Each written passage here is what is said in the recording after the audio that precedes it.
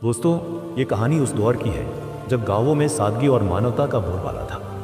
एक छोटे से गांव में रमेश नाम का एक व्यक्ति रहता था। रमेश का परिवार बेहद साधारण था। उनका एक छोटा सा मिट्टी का घर था और वह दिन रात खेतों में मेहनत करके अपने परिवार का पेट पालता था।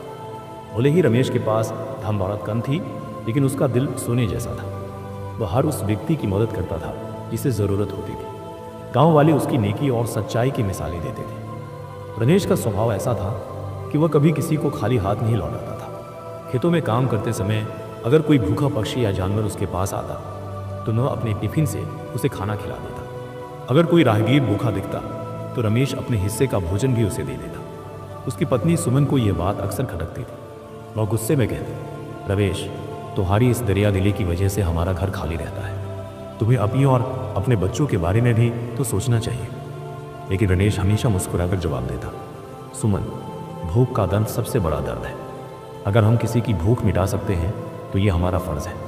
ऊपर वाला सब देख रहा है। एक दोपहर जब रमेश खेत से लौटकर घर पर विश्राम कर रहा था, तभी दरवाजे पर एक कमज़ोर सी आवाज़ सुनाई दी। ये एक बूढ़े साधु की आवाज़ थी जो थकान और भूख से कमज़ोर लग रही थी। सुमन ने खिड़की से झांका और बड़बड़ाई, अब ये साधु भी आ गया।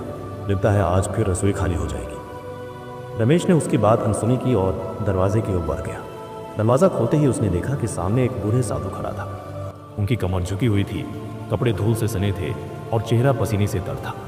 रमेश ने तुरंत उन्हें आदर के साथ अंदर बुलाया। बाबा, आइए, यहाँ बैठिए, मैं आपके लिए पानी लाता हूँ। वो जल्दी से अंदर गया, एक मटके से ठंडा पानी लाया और साधु को पेश किया।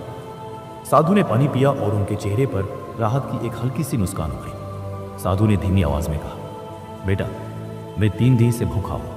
अगर तुम्हारे पास कुछ खाने को हो तो मुझे दे दो, मैं तुम्हारा बहुत आभारी रहूँगा।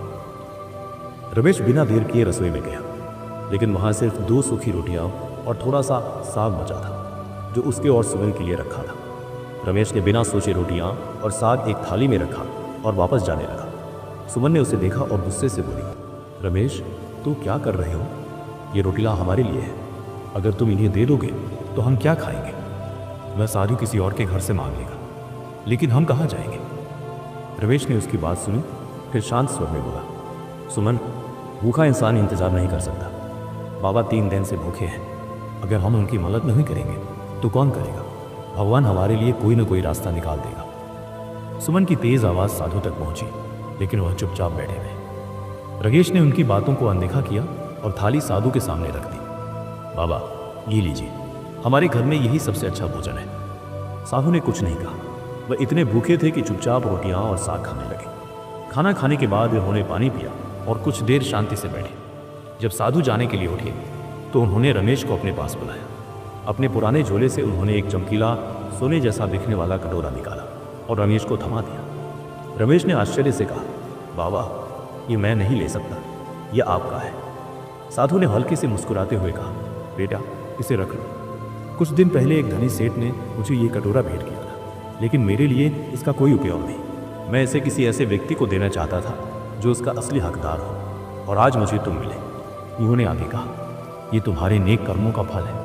हमेशा याद रखना, कर्म ही सबसे बड़ा धर्म है। तुमने बिना लालच के, बिना किसी अपेक्षा के मेरी मदद की। ऐसे ही दूसरों का भला करते रहो। भगवान सही समय पर तुम्हें इनाम देगा। ये कटोरा तुम्हारे लिए एक संदेश है कि तुम्हारी दयालुता और निस्वार्थ सेवा तुम्हें और तुम्हारे परिवार को सुख और शांति देगी। इसे रखो, लेकिन अपनी अच्छाई को कभी मत बदलना। ये कटोरा सिर्फ एक प्रतीक है कि भगवान अच्छे कर्मों को देखता है। ये कहकर साधु धीरे धीरे चले गए। रमेश कटोरा हाथ में लिए उन्हें जाते हुए देखता रहा। उसकी आंखों में खुशी और कृतज्ञता के आंसू थे। उसने मन ही मन संकल्प लिया कि चाहे कितनी भी मुश्किलें आईं, वह हमेशा दूसरों की मदद करता रहेगा। दोस्तों, कर्म ही सच्चा धर्म है। जो व्यक्ति बिना किसी स्वार्थ के अच्छे काम करता है, उसे भगवान किसी न किसी रूप में फल देता है। सही रास्ते पर चलने से कभी पीछे ना हटें।